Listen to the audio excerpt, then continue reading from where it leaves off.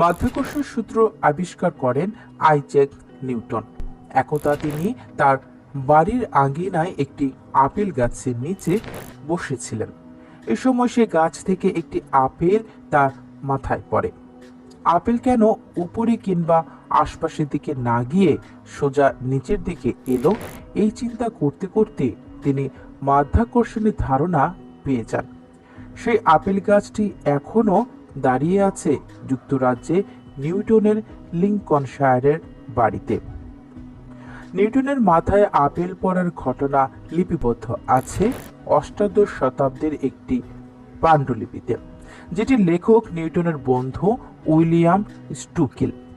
পাণ্ডুলিপিতে তিনি লিখেছেন, নিউটন আমাকে বলেছিলেন আপেল গাছটির নিচে তিনি গভীর চিন্তামগ্ন ছিলেন।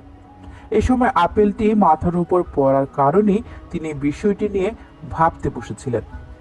এই ধারণা থেকে বের হয়ে আসে আজকে মাধ্যাকর্ষণ সূত্র।